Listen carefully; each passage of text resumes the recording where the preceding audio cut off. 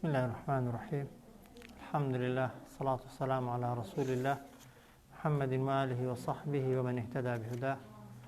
اللهم أرنا الحق حقا وارزقنا اتباعه وأرنا الباطل باطلا وارزقنا اجتنابه. لتفسير سورة الفرقان جيشتنا آتي بستو يك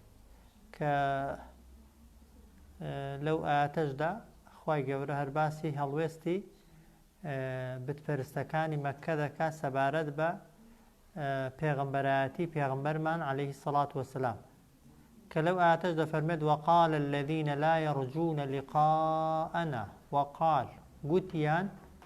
الذين ئەوانەی لا يرجون لقاءنا کە بەتەمای ئەوە نەبوون یا باوەڕیان بەوە نەبوو کە دەگەنەوە بە دیداری ئێمە لە قیامەتدا دەیان گوتی لەولا ئونزیل عەلەینە المەلائیکە خۆزیە دەهاتە خوارێ بەسەر ئێمەدا مەلائیکەت و مەلائیکەتەکان پێیان دەگوتین کە تۆ پێغەمبەری خوای و نێردراوی خوای بۆی باوەڕت پێ بکەین ئەو نەڕا ڕەببەنا یان خۆزیە ئێمە بە چاوی سەری خۆمان پەروەردیگارمان دەبینی پەروەردیگارمان ڕاستەوخۆ پێی دەگوتین ئەتۆ پێغەمبەری بۆی باوەڕت پێ بکەین بەڵام خوای گەورە پێمان دەڵێت کە ئەو قسانە تەنها بیانوو بوون تەنها بیانوگرتن بوون بە پێغەمبەر صلی الله عليه وسلم بۆ ئەوەی بیانوو بێننەوە لەسەر ئیمان نەهێنانەکەیان وقال الذين لا يرجون لقاءنا گوتیان ئەوانەی کە باوەڕیان بە گەیشتنەوە بە دیداری ئێمە نەبوو لەولا ئونزیل عەلەینە المەلائیکەت خۆزیە دەهاتە خوارێ بەسەر ئێمەدا مەلائیکەت یعنی مەلائیکەتێک دەبوو بە پێغەمبەر وەحی بۆ دەهێناین یان ئەوەتە مەلائیکەتێک لەگەڵ محەممەددا دەبوو پێی دەگوتین کە محەممەد پێغەمبەری خوایە ئەو نەڕا ڕەببەنا یان خۆزیە ئێمە ڕاستەوخۆ خوامان دەدی خوای گەورە بۆ خۆی فەرمانەکانی پێدەکردین یان خەبەری پێدەداین کە تۆ پێغەمبەری بەڵام خوا دەفەرمێتی لەقەد ئیستەکبەڕوو بێگومان ئەوان خۆیان بە گەورەگرت فی ئەنفوسیهم لە ناخیان لەقەد ئیستەکبەڕوو ئەوان خۆیان بە گەورەزانی لە بەرامبەر پێغەمبەردا صلی الله عليه وسلم لە بەرامبەر فەرمانی خوادا تەکەبورەکەشیان لەکوێدا بوو فی ئەنفوسیهم لەناو دڵیاندا بوو لە ناخیاندا بوو هۆیە تەکەبور زۆر پەیوەندی بەڕواڵەتەوە نییە شێوازی ڕۆیشتن و شێوازی جلوبەرگی هەر کەسێک هیچ کەسێک قیاسی ئەوەی نییە کە کەسەکە بەڵگە نییە لەسەر ئەوەی کەسەکە کەسێکی متەکەبیرە تەکەبور زۆرتر لە ناخی ئینساندایە تەکەبوری گەورەش ئەوەیە کە ئینسان لە دڵەوە حەقیقەت ڕەت کاتەوە یان شەر بکا بە دوای کەسێکەوێ ئەگەر بزانێ ڕاستە وعەتە و سنووریان بەزان لە فەرمانی خوای پەروەردیگار دەرچوون عوتووەن کەبیڕە بە لە سنوور دەرچوونێکی زیاد لە پێویست زیاد لە سنووری خۆی واضحة وقال الذين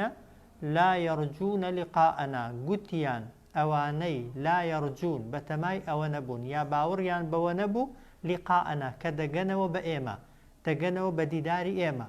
دەیان گوتی لەولا ئونزیل عەلەینە المەلائیکە خۆزیە دەهاتە خوارێ بەسەر ئێمەدا فریشتە یعنی لە جیاتی ئەوەی ئەتۆ ببیە بە پێغەمبەر ئەی محەممەد خۆزیە خوای گەورە ئەگەر دەیویست پەیاممان بۆ بنێرێ مەلائیکەتی دەناردە سەرمان تا مەلائیکەتەکان بووبانە نوێنەری خوا بۆ لای ئێمە یعنی بە حسابی خۆیان پێیان نەنگی و شەرمی بوو بۆ خۆیان بە دوای محەممەدێک کەون کە لە خۆیان پێ وەک دەڵێ خوارتر بوو لە ڕووی دەسەڵات و دەوڵەمەند و سەروەت و سامانەوە خۆیان دەهێنایە ئاستێک کە شایانی ئەوەنە کە خوا نەک کەسێکیان بۆ بنێرێ دەبووە مەلائیکەتیان بۆ بنێرێ تا طبعا مەلائیکەتەکە پەیامی خوای گەورەیان پێ بگەێنێ بەس ئەگەر وا بە چیان دەگوت ئەو کاتە بێگومان طبعا ئەگەر مەلائیکەت هاتبایە ئەو کاتش دەیانگوت خۆ ئەو مەلائیکەتە ئەو شتانەی کە مەلائیکەت دەیکەن و مەلائیکەت دەیڵێن ئێمە کوا وەکو مەلائیکەتەکانمان پێ دەکرێت مەلائیکەتەکان عەبدی بێهەڵەن عەبدێکن خوای گەورە وای دروست کردوون بە سروش گوناه نەکەن ئەو کاتە دەیانگوت ئێمە بەقەد مەلائیکەتەکانمان پێ ناکرێ یان خۆ ئەگەر خوای گەورە مەلائیکەتی کربان بە پێغەمبەر مرۆڤ دەتوانێت مەلائیکەت ببینێ نەخێر طبعا مرۆڤی ئاسایی ناتوانێت مەلائیکەت بە شێوەی خۆی ببینێ تەنها پێغەمبەران هێندێکیان طبعا مەلائیکەتیان لە شێوەی خۆیان بینیوە هێندێک جارێک هەموو کاتێکینە ئەگەر خوای گەورە مەلائکەتیشی کردبا بە پێغەمبەر دەبوا شکڵی کەسێکی بەبەردا کردبایە تەمان ئەو کاتەش دیسان هەر بیانویان دەگرت ئەو نەڕا ڕەبەنە یان دەیانگوت خۆزیە خوامان دەبینی خوا خۆی پیشان دەداین ڕاستەوخۆ پەیامی خۆی و فەرمانەکانی خۆی پێدەگەیاندین بەڵام خوا دەفەرمێت لەقەد استەکبەڕوا بێگومان ئەوان خۆیان بە گەورە گرت فی ئەنفوسیهم لە ناخی خۆیانەوە وعەتەو سنووری خوای پەروەردگاریان بەزاند بە عوتووە کەبیڕە بە سنوور بەزاندنێکی زۆر گەورە و لە سنوور بەدەر واضح ئەوانێ گوتیان ئەوانەی کە بەتەمان نین بگەنەوە بە دیداری ئێمە یعنی ئەو کەسانێک کە ئیمانیان بە قیامەت و بە دوا ڕۆژ نییە لە بەرامبەر پێغەمبەری ئێمەدا گوتیان خۆزیە خوای گەورە لە جیاتی تۆ مەلائکەتی بۆ ئێمە دەناردن یان لەگەڵ تۆدا مەلائکەتی دەناردن یان خۆزیە خوای گەورە خۆی پیشان دەداین و ئێمە ڕاستەوخۆ خوامان دەبینی و لە خوا پەیامەکانمان وەردەگرتن نەک بە تۆدا بۆمان بنێرێ بەڵام خوای گەورە ڕەندیان دەداتەوە دەفەرمێت هۆکاری ئیمان نەهێنانتان ئەوە نییە هۆکاری ئیمان نەهێنانتان ئەوەیە کە لەقەد استەکبەڕوا فی ئەنفوسیهم ئەوان خۆیان بە گەورە گرت لە ناخی خۆیاندا لە بەرامبەر پێغەمبەردا صلی الله علیه وسلم وعەتەو لە فەرمانی خوا دەرچوون عوتووە کەبیڕە بە لە فەرمان دەرچوون و سنوور بەزاندنێکی زۆر گەورە جا خوا دەفەرمێت یەومە یەڕەونە المەلائکەتە ئەو ڕۆژەی کە بتپەرستەکانی مەککە مەلائکەت دەبینن تەمان وەختێک دەیبینن یا نایبینن بێگومان تەمان لە حاڵەتی زیندوێتیدا مرۆڤی ئاسایی مەلائکەت بە شکڵی خۆی نابینێ بەڵام وەختی سەرەمەرگ هەموو کەسێک ئینسان موسڵمان بێت یان کافر بێ مەلائکەتی ڕوحکێشان دەبینێ بەڵام چۆن دەیبینی ئەگەر ئیماندار بی مەلائکەتێک بە ڕوویەکی خۆش بە زەردەخەنەوە بە ڕەنگێکی جوان کە دڵت پێی دەکرێتەوە و دڵت پێی خۆش دەبێ و زەردە و پێکەنین لەگەڵی دێتێ مەلائکەتەکە خۆت پیشان دەدا و دڵخۆشت دەکات و ئەو مژدانت پێدەگەیەنێ کە خوا دەفەرمێت ئەللا تەخافوا ولا تەحزەنوا پێت دەڵێ مەترسە پێشەوەی ڕوحت دەرچوێنێ پێت دەڵێ خەفەت مەخۆ و ئەو شوێنەی کە بۆت ئامادەکراوە لە بەهەشتی پیشانت دەدا بۆیە ئەوانەی کە ظاهرەن کەسی چاکن زۆرێک لە چاکەکارەکان لە کاتی سەرەمەرگدا نە ڕەنگیان تێک دەچێت و هەندێکیان زەردە و پێکەنینیان دێتێ لە کاتی ڕوحکێشاندا کە دنیا یەکجاری بەجێ دێڵی ئەوەی دڵت پێوەیتی و ئەوەی خۆشت دەوێت یەکجاری لە دنیادا ماڵ ئاوایی لێ دەکەی بەڵام کەسەکە لەبەرەوەی شوێنی خۆی دیوە جێگایەکی چاکتری دیوە دڵی خۆشە خواخواتی زوو ڕوحی دەرچێ بۆ ئینسانی کافریش مەلائکەتەکە دێ بەڵام مەلائکەتێک بە شکڵێکی ترسناک ترسێنەر و مژدەی جەهەنەم و دۆزەخ بە کەسەکە دەدا و شوێنی خۆی پیشانی کەسەکەی دەدا لە ناو دۆزەخدا بۆیە کەسەکە بەڵێ مەلائکەت دەبینن بەڵام ئەو کاتێک کە مەلائکەتتان بینی خوا دەفەرمێ حاڵتان زۆر خراپە دەفەرمێت یەومە یەڕەونە المەلائکەتە ئەو ڕۆژەی کە بتپەرستەکانی مەککە مەلائکەت دەبینن ئاگادار بن لا بوشڕا هیچ قسەیەکی خۆش و دڵخۆشکەریان پێ نییە یەومەئیذین لەو ڕۆژەدا لیلموجریمینە بۆ تاوانباران یەومە یەڕەونە المەلائکەتە ئەو ڕۆژەی کە کافرەکان تاوانبارەکان خراپەکارەکان مەلائکەت دەبینن لا بوشڕا یەومەئیذین هیچ مژدە و قسەیەکی دڵخۆشکەریان پێ نییە لەو ڕۆژەدا لیلموجریمین بەڵام بۆ تاوانباران بۆ ئیمانداران مژدەی خۆش و قسەی خۆشیان پێیە وەیەقولونە دەژڵێن حیجڕەن مەحجوورە مەلائکەتەکە دێن پێی دەڵێن چی حیجڕەن عنی بەهەشت و ڕەحمەت و میهرەبانی خوا لەسەر تۆ قەدەغە کراوە ئاگادار بە مەحجوورە و تۆش قەدەغە کراوی لە هەرچی ڕەحمەت و میهرەبانی و سۆز هەیە کە خوای پەروەردگار حازری کردووە ئەوە تەفسیرێکیان تەفسیرێکی دیکەشیان ئەوەیە دەڵێن وەیەقولونەکە قسەی کافرەکانە وەیەقولونەکە ئەگەر قسەی مەلائکەتەکان بێ یعنی حیجڕەن مەحجوورە یعنی بەهەشت لەسەرتان حرامە ڕەحمەتی خوای لەسەرتان قەدەغە کراوە بە قەدەغە کراویەکی تەواو ئێوە هەتا هەن و هەتایە ڕەحمەت و میهرەبانی و بەهەشت و سۆزی خوای گەورە نابینن ئەگەر قسەکە قسەی کافران بێ کافرەکان کە مەلائکەتەکان دەبینن بڵێن وەیەقولونە حیجڕەن مەحجوورە دەڵێن کافرەکان دەڵێن حیجڕەن پەناماندان داوای پەناتان لێ دەکەین بە پەنادانێکی زۆر لە مەلائکەتەکان و لە فریشتەکان دەپارڕێنەوە بەڵام فریشتەکە طبعا نوێنەری خوای گەورەنە و خوای گەورە بۆ سزادان و عقوبەدان ناردوونی هیچ سۆز و ڕەحم و میهرەبانیەکیان لە بەرامبەر کەسی بێدین و تاوانباردا نییە. ها ئاەتەکە ئەو مەقتەعە طبعا دوو تەفسیری هەندێک لە تەفسیرەکان و یەقولونەکەی بۆ مەلائکەتەکان دەجێڕنەوە، هەندێکیان بۆ کەسەکان. ئەگەر قسەی مەلائکەتان بێ یەومە یەڕەونە المەلائکەتە، ئەو ڕۆژەی کە بتپەرستەکان چاویان بە مەلائکەتەکان دەکەوێت لە کاتی ڕوحکێشاندا،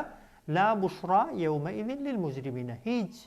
موژدە و قسەیەکی خۆشیان پێ نییە لەو ڕۆژەدا بۆ تاوانباران. وەیەقولونە دەڵێن فریشتەکان دەڵێن حیجڕەن، حیجڕەن یعنی قەدەغەیە، حرامە لەسەرتان ڕەحمەت و میهرەبانی خوا و بەهەشت، و مەحجوورە ئێوەش بێبەش کراون و وەک دەڵێ قەدەغە کراون لە هەرچی ڕەحمەت و میهرەبانی خوای گەورەیە. یعنی نا تەمەن ڕەحمەت و میهرەبانیتان بۆ دێ، نە ئێوەش دەتوانن بەرەو ڕەحمەت و میهرەبانی بچن، نەخوا ڕەحمتان بۆ دەنێرێ، نە بۆ خۆت دەتوانی بەرەو ڕەحمەتی خوای گەورە بچی، چونکە تەواو کۆتایی بە ئیش و بە کردارەکان هاتووە و نامەی کردەوەکانت پێچراونەتەوە. ئەگەر قسەکە قسەی کافران بێ ئاوا تەفسیر دەکرێت یەومە یەڕەونە المەلائکەتە، ئەو ڕۆژەی کە کافرەکان مەلائکەت دەبینن، تا ئێرە هەروەکویەکە لا بوشڕا یەومەئیذ للمجرمینە، مەلائکەتەکان قسەی خۆشیان مژدەیان پێ نییە بۆ تاوانباران. وەیەقولون کافرەکان دەڵێن حیجڕەن، داواتان لێ دەکەین پەناماندن، داواتان لێ دەکەین فریامان کەون، مەحجوورە بە فریاکەوتن و بە پەنادانێکی تەواو پەناماندن لەو ناخۆشی و لەو ناڕەحەتیانەی کە چاوەڕێمان دەکەن. هەر کامێکیان بێ طبعا هەر قسەی دڵخۆشکەر نییە. ئەگەر قسەی مەلائکەتەکان بێ قەرارە بڕیاری خۆیان بەسەریاندا سەپێنراوە کە تازە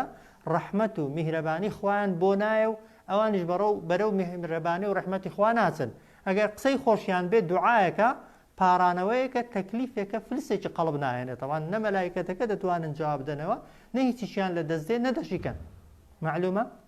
یەومە یەڕەونە المەلائکەتە، ئەو ڕۆژەی کە کافرەکان فریشتەکان دەبینن لە کاتی سەرەمەرگدا، لا بوشڕا یەومەئیذ للمجرمینە، لەو ڕۆژەدا هیچ موژدە و قسەیەکی خۆشیان پێ نییە بۆ تاوانباران. وەیەقولونە حیجڕەن مەحجوورا، مەلائکەتەکان دەڵێن بەهەشتان لێ قەدەغە کراوە و ئێوەش لە ڕەحمەت و میهرەبانی خوای گەورە قەدەغە کراون بە یەکجاری. و ئەگەر قسەی کافرەکانیش بێ داواتان لێ دەکەین ئەی مەلائکەتینە پەنامان بدەن و بمان پارێزن لەو سزا و لەو ناڕەحەتیانەی کە پیشانتان داوین و کە چاوەڕێمان دەکەن. ئەو جارخوا دەفەرمێت وەقەدیمنا، ئەگەر مردش،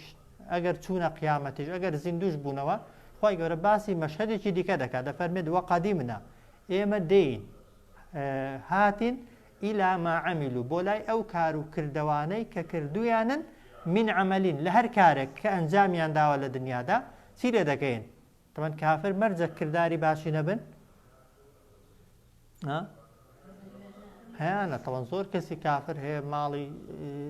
زۆر دەبەخشێ، وایە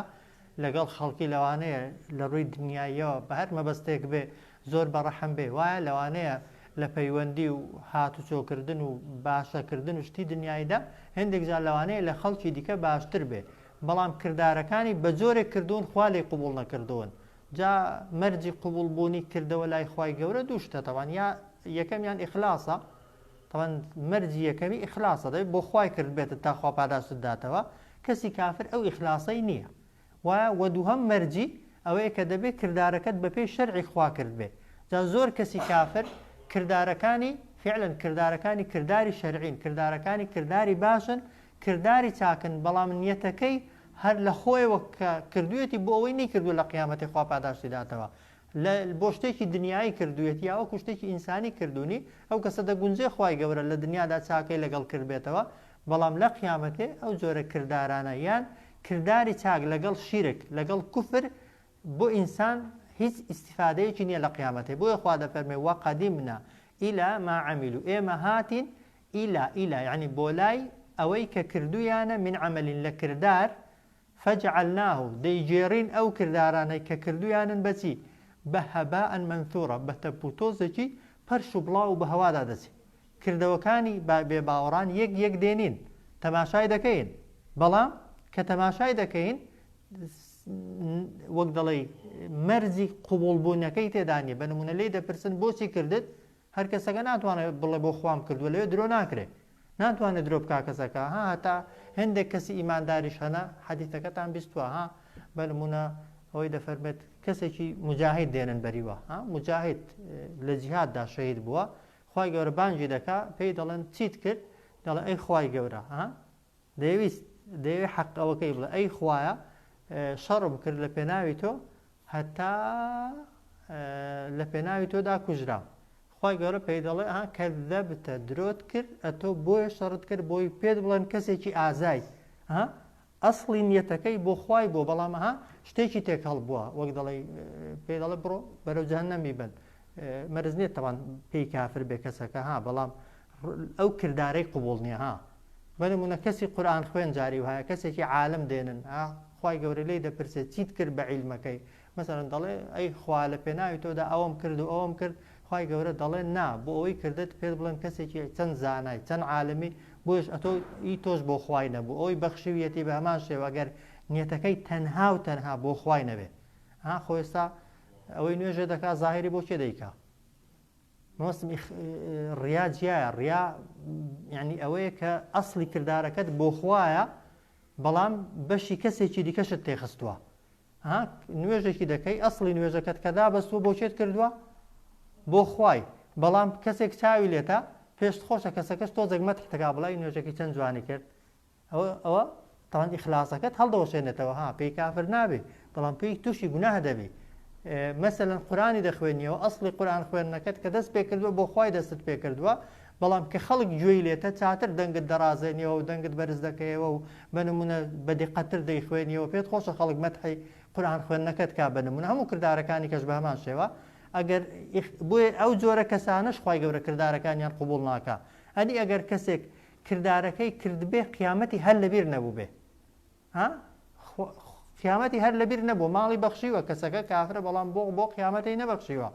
لەوانەیە هەر بۆی بەخشی بێ لە دنیادا بەڵای لەسەر لاچن موسیبەتی لەسەر لاچن خوای گەورە ئەوەی لەوانەیە بۆ کرد بێ بەڵام بۆ قیامەتێ دەبێت کردارەکە خالیسەن مخلیسەن بۆ خوا بێ ئەو جار خوای گەورە لێت قبول دەکات بۆیە دەفەرمێت وەقەدیمنا ئێمە هاتین ئیلا ما عەمیلو بۆ لای ئەوەی کە کردویانە من عەمەلین لە کارە باشەکان بەڕواڵەت بەڵام فەجعەلناه دەیگێڕین ئەو کارە باشانەی کەسە کافرەکان بە هەباءن مەنثوڕە بە تەپ و تۆزێکی پەرش و بڵاو یعنی کردارەکان دێنین دەیخەینە تەرازوو بەڵام هیچ سەنگێکیان نییە هیچ قورساییەکیان نییە وەکو تەپ و تۆزێک بە هەوادا دەڕۆن و هیچ شوێنەوارێک لە دوای خۆیان بەجێ ناهێڵن و وەتای تەرازووی چاکەی کەسە کافرەکەی یەک تۆش قورس ناکرد پاشان خوا دەفەرمێت ئەصحاب الجەنە یەومەئیذین هاوڵانی بەهەشت بەڵام لەو ڕۆژەدا خەیڕ مستەقەڕەن چاکترین شوێنیان هەیە بۆ نیشتە جێبوون ئەصحاب الجەنە هاوڵانی بەهەشت ئەوانەی کە مژدەی بەهەشتیان پێدەدرێ یەومەئیذین لەو ڕۆژەدا کە دەمرن یا کە خوای گەورە دێ لێپرسینەوەیان لەگەڵ دەکا خەیڕ مستەقەڕە چاکترین شوێنیان هەیە بۆ نیشتە جێبوون چونکە پێشتر باسمان کرد لەهم ما یەشاؤون هەرچی بیانەوێ خوای گەورە بۆی حازر کردوون و ئەحسەن و مەقیلە و جوانترین شوێنی حەوانەوە و ئیسراحەتکردن مەقیل لە قەیلولەیەوە هاتووە ئەو خەوەیە کە لە دنیادا خەڵکی پێش نوێژی نیوڕۆیە دەیکا کە سونەتە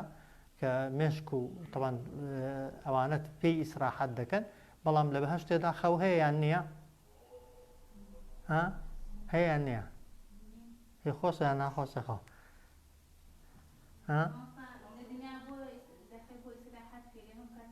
لەوێ هەموو کەشەی ئیسراحەتی لێتەوە لەوێ ماندووبوون نییە تا پێویستت بەخەو هەبێ اینجا خەڵکەکەی هێندە لە خۆشیدایە لە دنیای ئەگەر خەبەرێکی زۆر خۆش ببیستی لە خۆشیان خەوت لێ ناکەوێ ژیانی ناو بەهەشتێ هێندە خۆشە تەوان ناتپڕژێتە سەر ئەوەی بخەوی و ناتوانانی بشخەوی تەوان خەو نەقسە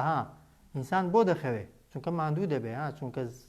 هیلاک دەبێ بەڵام لە بەهەشتێدا ماندووبوون و هیلاکەت و ناڕەحەتی نییە دەنام خەو یەکسانە بە مردن وایە ئەو کاتەی مردووی هەرچی پێت بڵێن و هەرچی لەگەڵت کەنیست پێ دەکرێت کەەوە سیفەتێکی نەقسە لە ئینسانیدا لە کاتی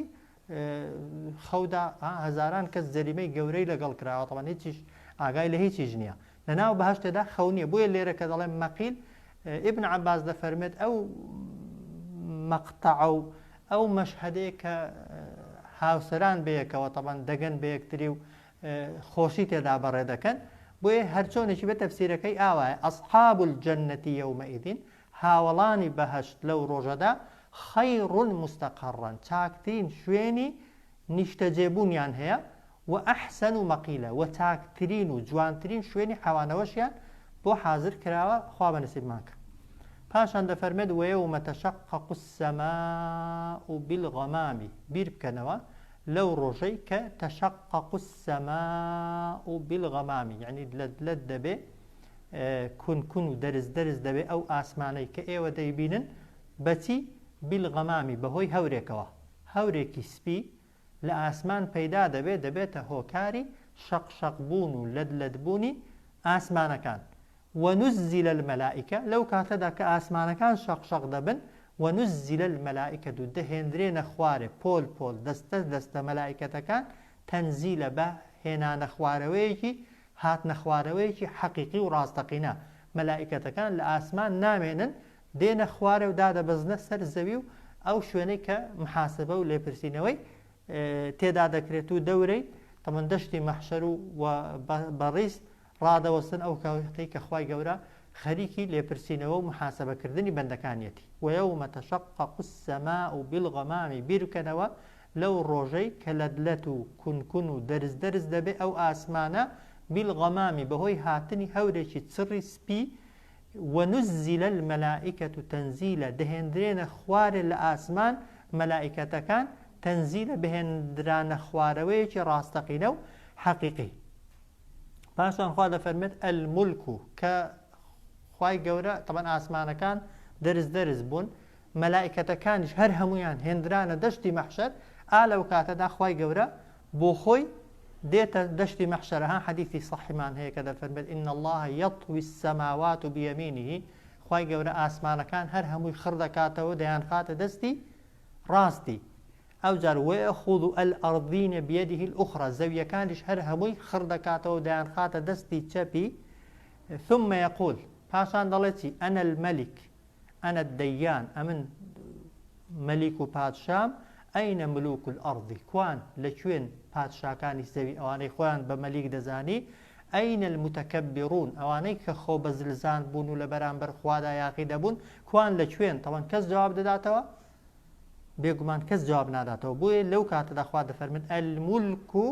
هەرچی دەسەڵات و توانا هەیە یەومەئیدین لەو ڕۆژەدا الحەق کە دەسەڵاتی ڕاستەقینەیە بۆ کێیە للرحمن بۆ خوای میهرەبان و بەبەزەییە الملك يومئذ الحق للرحمن هەرچی دەسەڵات و خاوەنداریەتی هەیە لەو ڕۆژەدا کە دەسەڵاتداریەتی ڕاستەقینە بێ بۆ خوای میهرەبانە بەڵام وەکانە یەومن على الكافرين عسيرة ئاگادار بن ئەو ڕۆژە لەسەر بێ باوەڕان عسیرە زۆر ڕۆژێکی سەخت و ترسناک و ناڕەحەت طبعا ئەگەر ئێستا باسی جەهەنەم نهاتووە ئێستا نەخراونەتە جەهەنەمێ تەنها دەشتی مەحشەر و چاوەڕوانیەکەی چاوەڕوانی محاسبەکردنەکە في يوم كان مقداره 50,000 سنة چاوەڕوانیەکەی چەند ساڵە 50,000 ساڵە بۆ ئینسانێک کە کافر بێ یان زۆر تاوانبار بێ بەڵام بۆ ئیمانداری چۆنە ئیماندار چەندی چاوەڕێ دەکا دەشتی مەحشەر چاوەڕوانی هاتنی خوا بۆ محاسبەکردن لەو دەشتەی کە هەر هەموو خەڵکی تێدا ڕاوەستێنراوە بە ڕووتی بە پێخواسی بە خەتەنە نەکراوی اینجا خۆریان لێ نزیک خراوەتەوە لەناو گەرمای لەناو عارەقی گوناهیاندا هەیە تا بینە قاقای هاتووە هەیە تا نیوەی هەیە تا ئەژنۆی چەند چاوەڕێ دەکەن کافران 50,000 ساڵ چاوەڕێ دەکا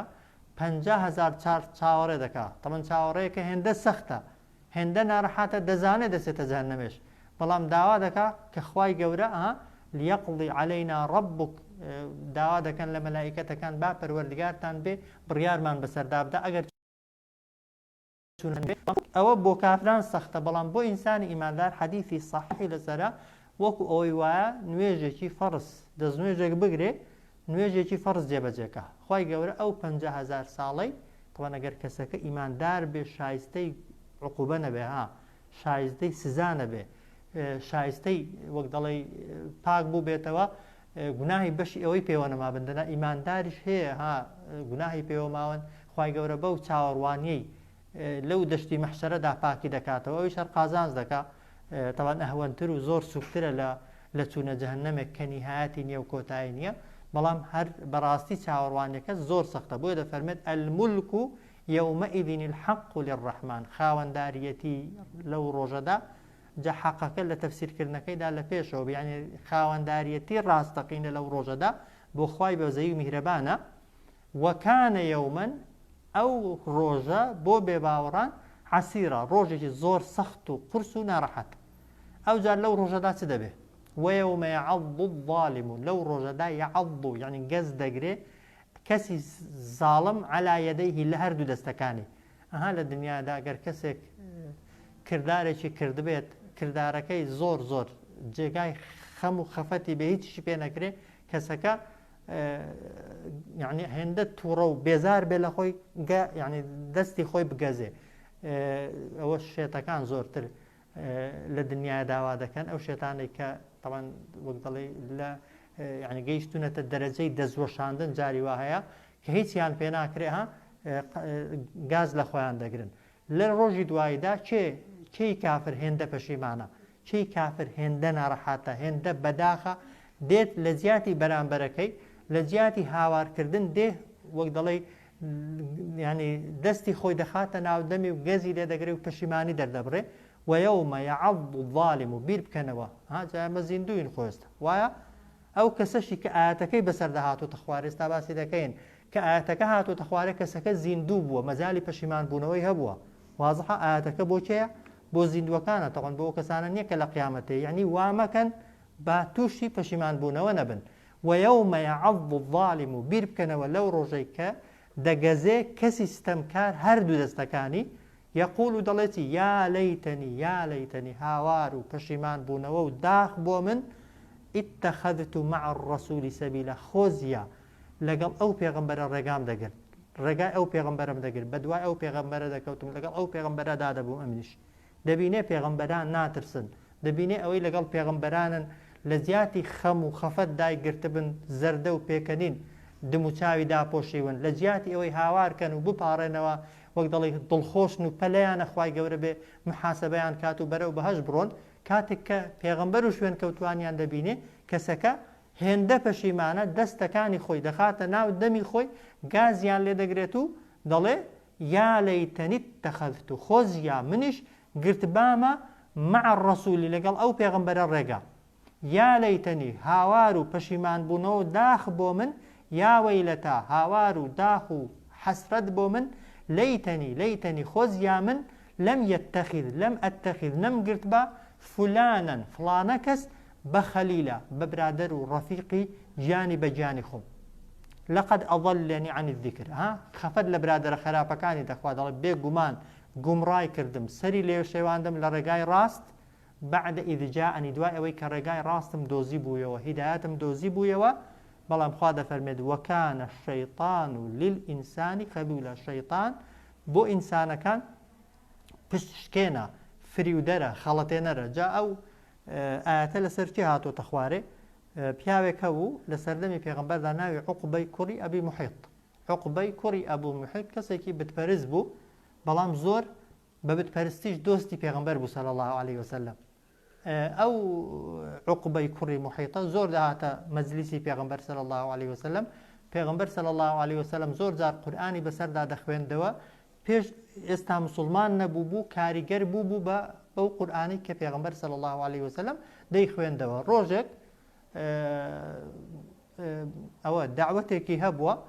او عقبه یەکێک لەوانەی کە داعوەتی کردووە پێغەمبەر بۆ صلی الله عليه وسلم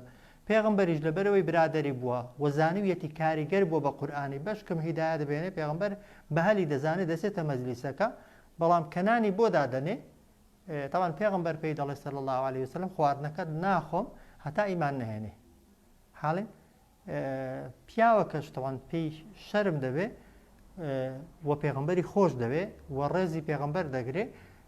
نایەوێ پێغەمبەر بەبێ نان خواردن لە ماڵەکەی بڕوە طبعا هەر چۆنێکی بە ئیمان دێنێ پێغەمبەری صلی الله عليه وسلم نانەکەی دەخوا و هەر بەڕاستی دەبێتە موسڵمان بەڵام لەو لایەوە برادێکی دیکەی هەیە طبعا ئەوە برادێکیان پێغەمبەرە صلی الله عليه وسلم بە قسەی وی ئیمانی هێنا و فترەیەکی زەمەنی کەم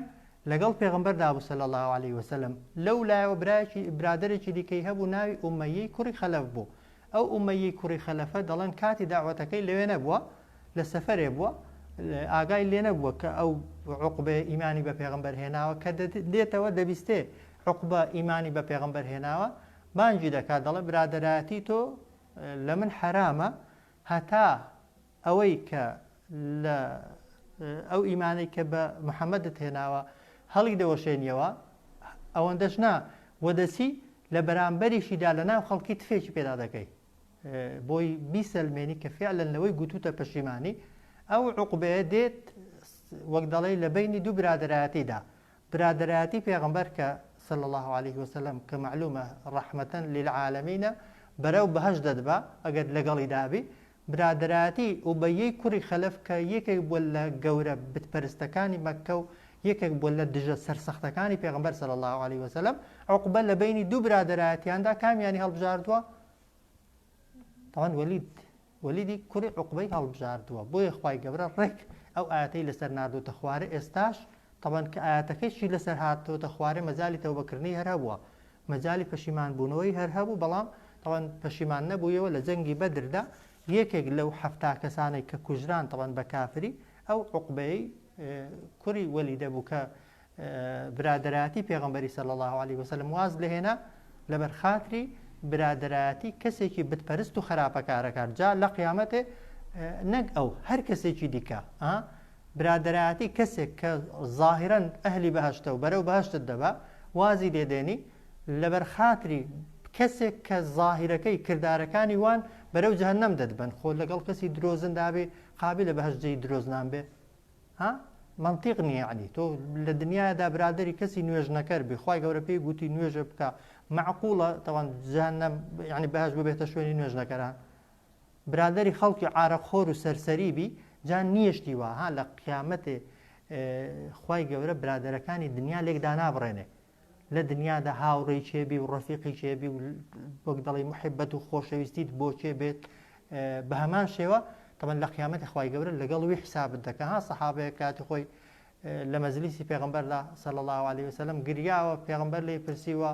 بۆ دەگری دەڵێ پێغەمبەری خوا بۆ ئێستا ناگریم ها ئێستا هەر کاتێک وەڕەزی تۆ دەکەین بیری تۆ دەکەین یەکسەر دین وەک دەڵێ لەگەڵ دادەنیشین و گفتوگۆت لەگەڵ دەکەین بەڵام خەمی ئەو کاتەمە کە دەمرین دەچینە بەهەشتێ ئەتۆ پێغەمبەری دەزانم شوێنەکەی تۆ لە شوێنەکەی من بەرزترە لەوێ نادگەمێت لێ ئێستا بۆ ئەو کاتی دەگریم پێغەمبەر پێی دەڵێ چی المەرء مع من أحب يوم القيامة مرۆڤ لەگەڵ ئەو کەسەیدا کە خۆشی ویستوە لە ڕۆژی قیامەتێدا ڕێک مژدەیەکی زۆر گەورەیە بە سەحابەکە پێغەمبەر نەبووە بەڵام لەبەرەوەی پێغەمبەری خۆشویستووە لەبەڵەوەی ڕەفیقی لە ناخەوە ڕەفیقی پێغەمبەر بۆ صلی الله عليه وسلم لە ناخەوە لە دنیادا حەزی لێ بۆ لەگەڵ پێغەمبەردا بێت لەگەڵ پێغەمبەر بژیە خوای گەورە لە قیامەتش دەیباتە ڕیزی پێغەمبەران بۆیە هەزاران کەس دەگونجێ بەس بە محبەتی خەڵکی چاکە ئیمامی شافعی هەمیشە دەیانگوت تەواضوعی هەبوو دەیگوت ئەمن کەسی چاک نیم بەڵام چاکەکارانم خۆش دەوێت بە ئومێدی ئەوەی کە خوای گەورە لە قیامەتێ لەگەڵ چاکەکارەکانم حەشرکە جا قەستم ئینسان ئەگەر بۆ خۆشی زۆر چاک نەبێ ئەگەر محبەت و خۆشەویستی و ڕەفیقاتی ئەهلی خێرکەی ئەهلی چاکە بکەی هەمیشە خەڵکی چاکە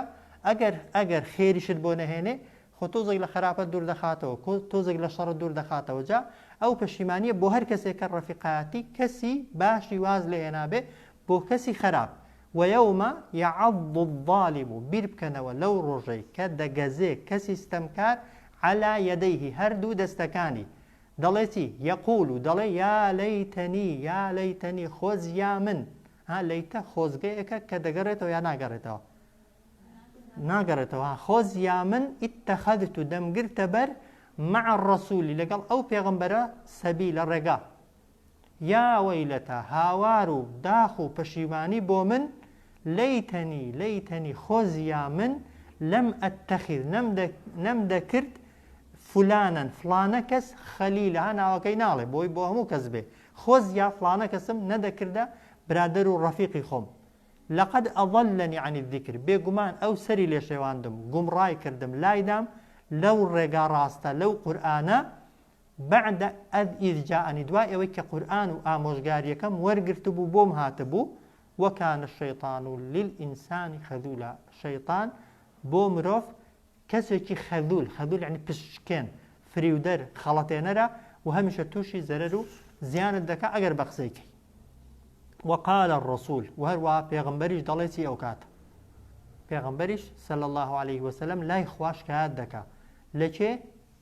طبعا لە هەر کەسێک کە ئەو سیفەتەی تێدا بێ وقال الرسول وهروها پێغەمبەریش دەڵێ يا ربي أي پەروەردیگارە إن قومي بێگومان گەلەکەم اتخذوا يعني وەریان گرت هذا القرآن أو قرآني كتو بود نارتبون بمهجورة بواز لهندراو وازیان لەو قورئانە هێنا پشتیان لەو قورئانە کرد جا ئاگامان لێی بێ و زۆر یعنی هیجرەتکردن لە قورئان وازهێنان لە قورئان نەوعی زۆرە بتپەرستەکانی مەککە وازیان لە قورئان هێنا هەر ئیمانیان پێنەهێنا وایە هەندێک کەس هەیە ئیمانی پێی هێناوە بەڵام وازی لە هێناوە لەوانەیە جێبەجێی نەکا هەندێک کەسی هەیە نایخوێنێتەوە هەندێک کەس هەیە هەوڵی تێگەیشتنی نادا هەندێک کەس هەیە دەیزانێ لەوانەیە بۆ خۆشی جێبەجێی کا بەڵام هەوڵی ئەوە نادا قورئانەکەی فێری کەسێکی دیکە بکە یا بیگەێنێ بە کەسێکی دیکە کە قورئان و دین تەوان دینێکی وەک دەڵێ ئەوەی بەوەندەی کە خۆت پابەندی و مولتەزیمی ئەرکەکەت لەسەر لا ناچێ ئەگەر وا با پێغەمبەر صلی الله عليه وسلم پێویستی بە هیچ نەبوو پێغەمبەر خۆی هەر ئاەتێک بۆی هات پاخوارێ 100% جێبەجێ دەکرد خۆ وایە بەڵام بەوەندە ئەرکەکەی جێبەجێ دەبوو بێگومان نا هەرچی جێبەجێ دەکرد دەبوا بشی گەێنێ بۆیە وقال الرسول دەڵێت پێغەمبەریش صلی الله عليه وسلم یا رب ئەی خوایە ئەوە شکایەتە إن قومي بێگومان گەلەکەم قەومەکەی من اتخذوا هذا القرآن وەریان گرت ئەو قورئانەی کە تۆ بۆت ناردەبوون بە مەهجوور بە واز لێهێنراو وازیان لێهێنا ئیهمالیان کرد پشتگوێیان خستجا هەر یەکەمان نیسبەتێک لەوانەیە بەر شکایەتەکەی کەوین و شکایەتەکەی پێغەمبەریش نیسپیە ها کەسێک یەکجاری ئیمانی پێ نەبێ تەمان شکایەتەکەی ئەوەیە دڵخوا هەر ئیمانی پێی نەهێنا کەسێکی دیکە هەیە دەیزانێ بەڵام بە نمونە کەس فێر ناکا شکایەتەکەی لی ئەوەیە کەسی فێر نەکرد کەسێکی کە دەیزانێ بەڵام لی تێناگا هەوڵ نادا لی تێبگا شکایەتەکەی پێغەمبەر ئەوەیە کە لی تێنەگەیشت کەسێکی دیکە بە نمونە دەیزانێ تێشی دەگا بەڵام ئیشی پێ ناکا زەریوە عەمەل و کردارەکانی پێچەوانەی قورئانەکەنە پێغەمبەر شکایەتی هەر لێ دەکا بۆیە وقال الرسول گوتی ئەو پێغەمبەرە ئەی پەروەردیگارە بێگومان قەومەکەم ئەو قورئانەیان واز لەهێنا و پشتگوێیان خست طبعا عەکسەکەشی ئەگەر ئینسان پشتی لە قورئان نەکرد بێت و لەگەڵ قورئان بێ طبعا بە بێگومانی قورئان لەگەڵتدا دەبێ دەستت دەگرێ وازت لێ ناهێنێ هەتا ئەو کاتەی دەتباتە بەهەشت حەدیثمان هەیە کە دەشت باتە بەهەشتێ لەوێش خوای گەورە حەدیثی پێغەمبەر صلی الله عليه وسلم کە دەفەرمێت قورئان خوێنی کە دەگاتە بەهەشتێش پێی دەڵێن ئەوجار ئیقڕە وەرتەق وەرەتیل کەما کونتە تەڕەتەلتە فی الدنیا پێی دەڵێن بخوێنەوە بەرز بۆ بە پلیکانەکانی بەهەشدا هەر وەکو چۆن لە دنیادا خوێندوتەوە فإن منزلك عند آخر الآية شوێنەکەی تۆ لەگەڵ کۆتا ئاەتە کۆتا ئاەتت لەکوێ کۆتایی هات شوێنەکەت لەوێ کۆتایی پێدێ هەتا زۆرترت خوێن بێتەوە زۆرتر لەگەڵی دابووبی زۆرتر دووبارەت کرد بێتەوە بە بێگومانی قورئان لەناو بەهەشتەشدا بە پلیکانی بەهەشتدا زیاتر بەرزت دەکاتەوە حەدیثی صحیح پێغەمبەریشە صلی الله عليه وسلم لە قیامەتێ خەڵکی دوو بەشە قورئان یا لە پێشتە یا لە پاشتە ئەگەر لە دنیادا لە دوای قورئان ڕۆیشتبی ئەوانەی کە قورئان دەخوێنەوە کاری پێ دەکەن پێغەمبەر دەفەرمێ لە قیامەتێ قورئان پێشیان دەکەوێ دەیان با هەتا دەیانگەێنێتە بەهەشتێ ئەوەی لە دنیادا وەکو ئەوەی شکایەتەکەی پێغەمبەری صلی الله عليه وسلم قورئانیان خستۆتە پشت خۆیان پشتگوێیان خستووە قورئان لە پشتەوە پاڵیان پێوە دەنێ هەتا هەڵی نەداتە ناو جەهەنەمێ وازی لێ ناهێنێ یان ئەو حەدیثەی کە دەفەرمێت قورئان یا شەفاعەتت بۆ دەکا وایە یا شکایەتت لێ دەکا ئەگەر ئیهمالت کرد بێت و پشتگوێت خست بێت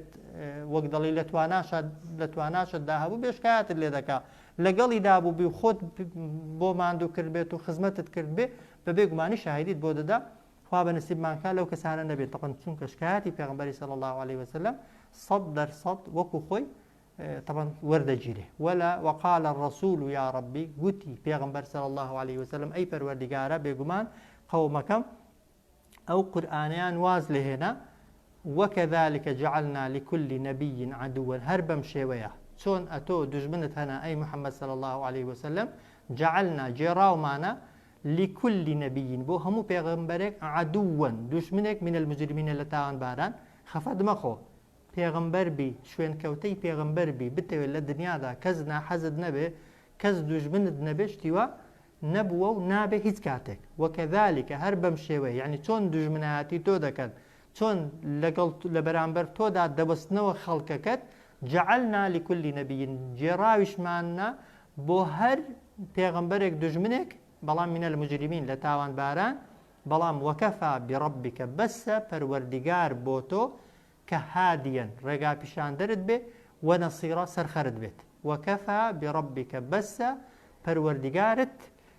ئەگەر کەسشت لەگەڵ نەبێ پەروەردیگارت بەستە کە ببێتە هادی ڕێگا پیشاندەرت و نەسیر ببێتە سەرخەرت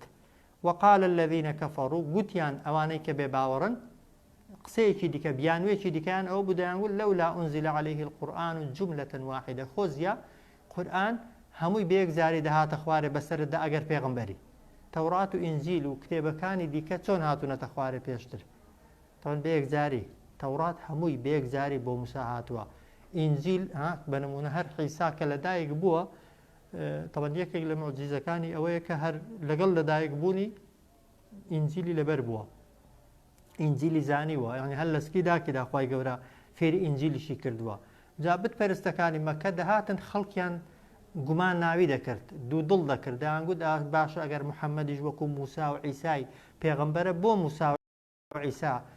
بەیەکجاری کتێبیان بۆ هاتووە تەورات هەمووی بەیەکجاری هاتووە ئینجیل هەمووی بەیەکجاری هاتووە بۆ قورئان بەیەکجاری نهاتوۆتە خوارێ ئەگەر پێغەمبەرە دەبووە قورئانیش وەکو ئەوان باە بەڵام خوای گەورە هۆکارەکەی ڕوون دەکاتەوە دەفەرمێت وقال الذين كفروا گوتیان ئەوانەی کە بێ باوەڕن لولا نزل عليه القرآن جملة واحدة خۆزیە ئەو قورئانە دەهاتە خوارێ بەسەردا جملة واحدة هەمووی بەیەکجار بەڵام خوا دەفەرمێت كذلك نا بەم شێوەیە دەینێرین بەم شێوەیە ینی بە شێوەیەکی پچڕ پچڕ قورئان دەنێرینە خوارێ بۆچی لنثبت به فؤادەکە بۆی جێگیری کەین بەو قورئانە دڵی تۆ وا لێ بکەین سینەی تۆ وا لێ بکەین قورئانی تێدا خەزن ببێت و تێدا بمێنێتەوە چونکە پێغەمبەر صلی الله عليه وسلم بەشەر بووە خۆ وەک دەڵێ پێویستی بەوە هەبووە تەمان کە قورئانی بۆ دێ جیبریل بەش بەشیش قورئانی هێناوە پێویست بۆ چەند جارێک جاری وایە بۆ پێغەمبەری خوێندوتەوە صلی الله عليه وسلم ئەو جار پێغەمبەر کە وەری گرتووە جیبریل پێی گوتووە بۆم بخوێنەوە تاخوا لەبەرت کردووە یا لەبەرت نەکردووە ئەو جار ساڵانە هەموو ڕەمەزانێک جیبریل هاتووە ختمی لەگەڵ پێغەمبەر کردووە صلی الله عليه وسلم و لە ساڵی وەفاتیدا دوو جار جیبریل ختمی بە پێغەمبەر کردووە صلی الله عليه وسلم یعنی پێغەمبەر بەشەرێک بووە مرۆڤێک بووە قورئانی پچڕ پچڕیش بۆ هاتبوویە خوارێ طبعا هەمووی نەدەتوانی بەبێ وەک دەڵی دووبارەکردنەوە لە بەریکە ئەگەر هەموو بەیەکەوە هاتپایە خوارێ ئەو جار قورئان هەر بۆ پێغەمبەر نییە ئەوە پێغەمبەر صلی الله عليه وسلم ئەی سەحابە چۆن نووسیبیانەوە چۆن لەبەریان کرد بە ئەی چۆن جێبەجێیان کرد بە خۆ ئێستا کەسێک ببێتە مسلمان دەتوانێت هەموو قورئانی بێک ڕۆژی جێبەجێکە بێگومان نادەبێت وردە تەدەڕوج و پلەبەندی بۆیە خوا دەفەرمێت وقال الذين كفروا گوتیان بێ باوەڕەکان لولا نزل